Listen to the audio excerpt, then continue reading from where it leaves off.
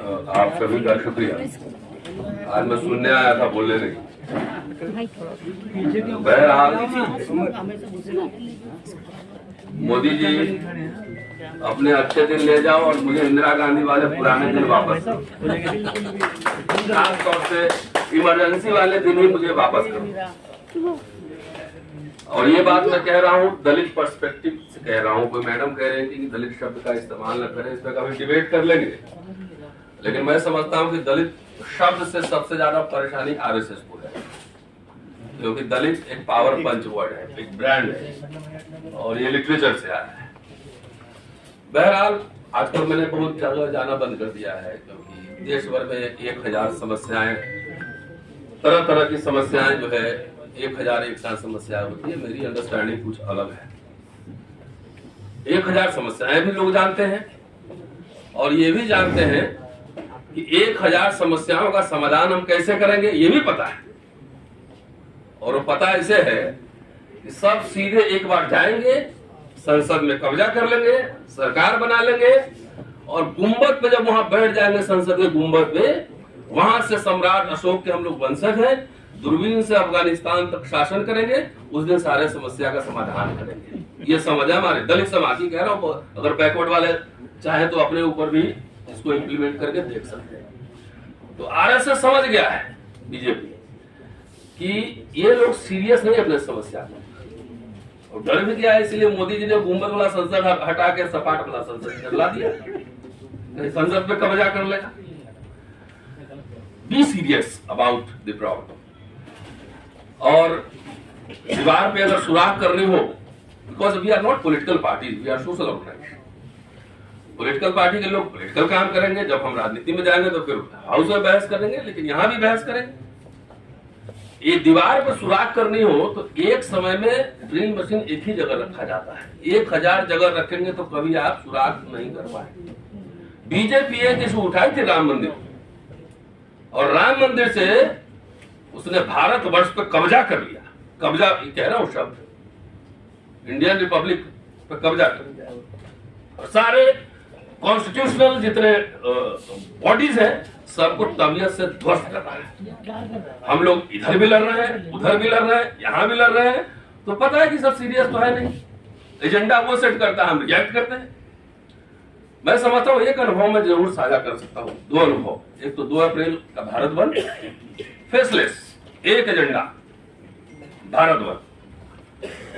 अनिल जैन साहब के नेतृत्व में संविधान बचाओ संघर्ष समिति 5 मार्च 2019 को 5 लोग बैठ के डिसाइड किया था कि 5 तारीख को हम लोग भारत बंद कॉल करते हैं, और सारे पॉलिटिकल पार्टीज को मोबिलाइज किया कि इस पे एजेंडा साथ दाब दे रहे हैं कि नहीं दे रहे। जयप्रकाश यादव आरजेडी के सांसद हैं, वो एक दिन शरद जी घर पे ही मिले। बोले रतन जी आप लोगों ने क्या कर दिया है, मैं अपने कॉन्स्टिट्यूएंसी में गया हूँ तो 17 साल का लड़का, उसको कुछ पता भी नहीं होगा, लेकिन हमसे पूछ रहा है कि आपने रोस्टर पे बोला कि नहीं बोला। एकदम ऐसे चौड़ा कि आपने रोस्टर पे बोला कि नहीं बोला। पूरे बिहार, उत्तर प्रदेश, तमाम जगहों पे ट्रेन रोक दी गई और सरकार को, इसी मोदी सरकार को 5 तारीख के सुबह अनाउंस करना पड़ा कि हम अध्यादेश लाएंगे। हम लोग जीते, कोई पॉलिटिकल पार्टी की लड़ाई नहीं थी। 5 इंटेलेक्चुअल, हमारा बहुजन समाज, दलित समाज समझता है क्या कि राजनीति ही काम है, ब्यूरोक्रेसी ही काम है। सोचना, चिंतन करना, मनन करना, प्रॉब्लम्स को कैसे थ्योराइज करना है, ये चिंतन का काम नहीं। इसलिए कोई हमारा रिसर्च टीम नहीं होता है, वो समझता है फ्री का काम है, इंटेलेक्चुअल का काम फ्री का काम है, इसलिए कोई रिसर्च टीम नहीं होता है। सारे लोग इंडिया भर में घूम के देख लो, कोई फंड नहीं करता है रिसर्च को, इंटेलेक्चुअल को फंड नहीं करता है। मीडिया वाला जितने लोग आता है, कोई मीडिया संस्थान नहीं बनाता है। खाली एकदम गुंबद पर चढ़ के जब कब्जा कर लेंगे उसी दिन समस्या का समाधान करेंगे, और वो कभी होगा ही नहीं। Unrealistic dreams, be pragmatic, how to win the battle. हुक्मरान बनना इस देश का, बाबा साहब का एक लाइन किस संदर्भ में बोले तो वही नहीं पता है। तो हुक्मरान बनते बनते हम लोग हुक्का राम बन गए। इसीलिए मैंने कहा कि इंदिरा गांधी जी के इमरजेंसी वाला दिन मुझे वापस दो, क्योंकि वो दलितों के लिए बेटर काल था, सुरक्षित था, उसको मारता नहीं था कोई। IITs में एडमिशन हो रहे थे, वैकेंसीज निकल रही थी। राजीव गांधी वाला समय वापस करो, जब वहां स्पेशल ड्राइव आ रहे थे। अभी मैं एक आंकड़ा दे रहा हूं, सर बैठे हुए पटेल साहब, 25,000 SC ST OBC के बच्चे पिछले 5 साल में IIT यूनिवर्सिटीज ने पढ़ाई छोड़ दिया है। हमारे एजेंडा पे है कहीं किसी एजेंडा के तो नहीं। जब हम क्रांति कर देंगे तब एजेंडा, तब हम करेंगे। सुसाइड अभी दिल्ली IIT में हुआ है, बॉम्बे IIT में हुआ। मैं यूनिवर्सिटी में पढ़ाता हूं, मैं जानता हूं कि SC ST OBC के साथ, खास तौर से वैसे लोग जो बोलने वाले लोग हैं, उसके साथ ये प्रशासन कैसा व्यवहार करता है। कोई कहीं विमर्श नहीं, नौकरी खत्म हो रहा, चिल्ला रहे हैं, लेकिन नौकरी भी आपका गया तो पैसा चंदा कौन देगा? 10 साल बाद तो पैसे रहेंगे नहीं।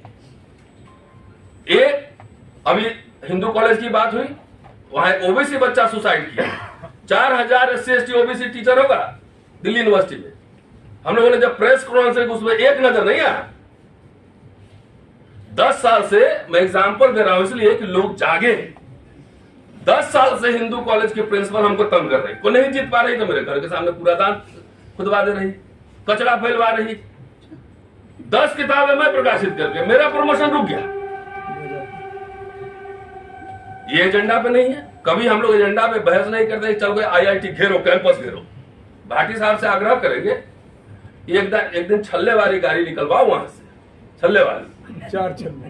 हाँ, चलो एक एजेंडा बनाए कि एक IIT को 10,000 लोग घेर देंगे। अगर एक बच्चा भी हमारा सुसाइड किया तो डायरेक्टर को इमीडिएटली पहले सस्पेंड करो। आपके आने वाले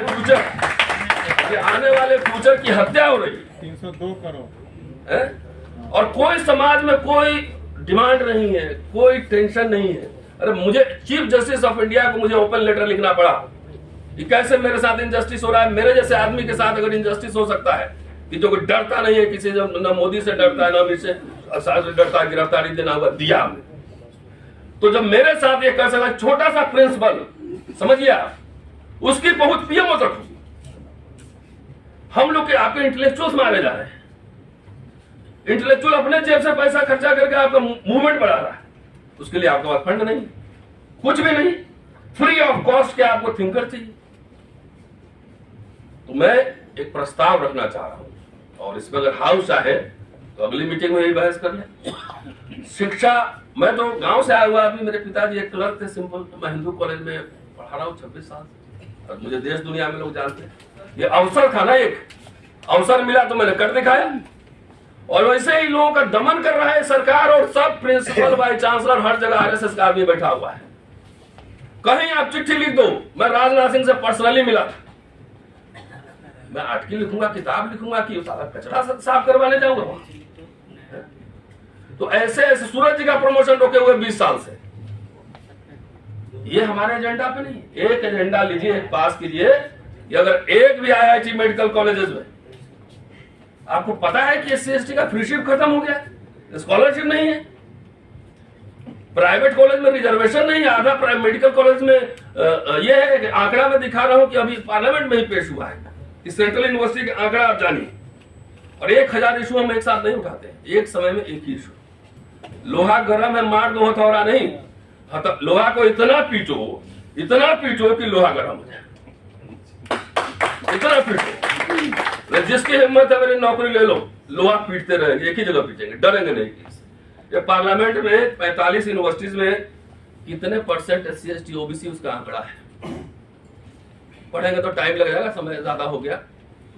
आप सब जगह अवेलेबल होगा, सोशल मीडिया पे अवेलेबल होगा, खाली परसेंटेज बता देते हैं। टोटल 13,098 टीचिंग पोजीशंस, ब्रेकअप नहीं दे रहा हूं, प्रोफेसर एसोसिएट असिस्टेंट नहीं दे रहा हूं। उसमें से 8734 जो है जनरल, यानी कि तकरीबन 67%, SC 1421 11%, ST 625 5%, OBC 1901 जिसमें असिस्टेंट प्रोफेसर ज्यादा है, प्रोफेसर तो है भी नहीं, 1-2 ही है, 14.5% के तकरीबन है। और vice chancellor 45, SC 1 ST 1 OBC 5, registrar 45, 2 SC 2 ST 3 OBC। Education हमारे एजेंडा में नहीं है, और वो जानते हैं कि एजुकेशन सरस्वती शिशु मंदिर से अपना नेता तैयार करता है, हम इलेक्शन में नेता तैयार करते हैं। वो यूनिवर्सिटी पे कब्जा कर लिया, हम समझते हैं कि चुनाव के दिन शिव जी के बराती की तरह भभूत लगा के निकलेंगे, हरा देंगे, बहुजन बहुजन बहुजन मिसनोमर। वो रियल रिफ्लेक्ट नहीं होता है। नहीं तो आज तक तो सरकार में हमारी कब्जा हो गई रहती, क्योंकि हमने इंटेलेक्चुअल तैयारी नहीं की, ये हमारे एजेंडा पे ही नहीं, आइडियोलॉग्स नहीं तैयार किए। कौन यहाँ मंडल कमीशन का रिपोर्ट कितने लोगों ने पढ़ा? कौन हिस्ट्री जानता है कि वो आर्टिकल 340 कहाँ कैसे आया? कौन जानता है कि अम्बेडकर के साथ 1932 में क्या डिबेट हो रहा था ओबीसी का? कौन जानता है कि पहला एंटी ब्राह्मण मैनिफेस्टो कहां जारी हुआ था? कुछ पता है? इसके लिए कोई ना रिसर्च टीम है, ना फंडिंग है। हमारा इंटेलेक्चुअल जो यूनिवर्सिटी में आ रहा है वो बेचारा डरा हुआ है। 4000 होगा, इससे क्या उद्देश्य? 4000 होगा ना? कोई नजर नहीं आता है। नहीं तो जितना हम लड़ रहे हैं यूनिवर्सिटी से, कॉलेज प्रशासन से, 4000 प्रोफेसर एक दिन चला जाए वाइस चांसलर के,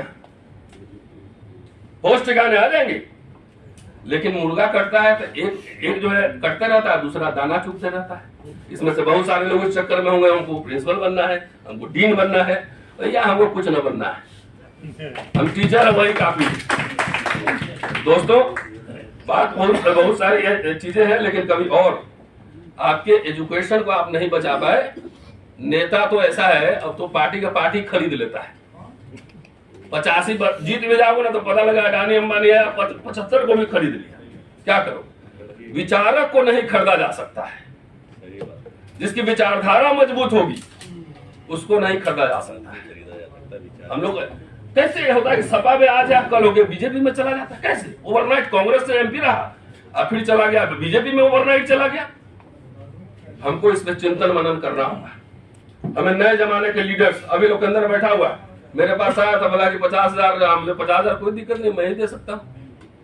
हमने देना नहीं, अब रिव्यू पिटीशन में जाओ वहां पे एक बार 2-4 महीना जेल रह गया और तब लीडर बनो, बढ़िया से लड़ो भिड़ो। तो कायर लोग कभी मिशन नहीं चला सकता है, लालची लोग कभी मिशन नहीं चला सकता है। इसके लिए त्याग करने वाले लोग चाहिए, इसके लिए लड़ाका लोग चाहिए। और ये लड़ाई, लाठी की लड़ाई करने के तो सिपाही हमारे पास लाखों है। अभी तो यहाँ की लड़ाई लड़नी है, बुद्धि की लड़ाई लड़नी है। इस देश में लोकेंद्र जैसे 100 एक्टिविस्ट चाहिए, इस देश में सूरज मंडल जैसे 100 इंटेलेक्चुअल चाहिए, इस देश में रतन लाल जैसे 100 लोग चाहिए। चौक चौक पर तुम्हारे जवाब देंगे, क्योंकि मैं जानता हूं कि सबसे ज्यादा तुम्हें दर्द कहाँ होता है। सबसे ज्यादा दर्द वहां होता है कि जब दलित वाइस चांसलर के, मिनिस्टर के, प्रिंसिपल के आंख में आंख मिलाकर बोलता है हाउ डेयर यू, वहां सबसे ज्यादा दर्द होता है, हड्डी में चोट लगता है। दलित हुए कैसे ऐसे बोल दिया, हमने ऐसे ही बोलेंगे, मुझे पता है यही दर्द हो रहा है। तो इस तरह के लोग जब तक नहीं बनाएंगे, 1000 समस्या लेके जाइएगा, इसका मतलब you are not serious about that. आप सीरियस नहीं है किसी इशू को लेकर। एक खाली बचाइए अभी। और मेरी ये समझ है कि मोदी जी अपने अच्छे दिन आप ही रखो, मुझे तो पुराने वाले ही थे। जितने दम ओबीसी प्राइम मिनिस्टर और सुप्रीम कोर्ट में दे रहा है कागज की हम जाति जनगणना नहीं करा सकते।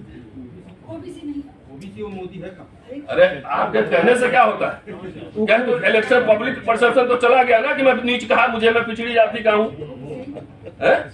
यहाँ जितने बैठे हुए उनके समुदाय के मैं जानता हूँ। मैं काशी प्रसाद जायसवाल में मेरी पीएचडी है। मैं जब जाता हूँ जायसवालों की पिछड़ी जाती है, लेकिन 99% जायसवाल जो है बीजेपी को वोट देता है। कैसे नहीं आप समझे? तो पब्लिक इमेज परसेप्शन चला गया है। We have to develop counter narrative.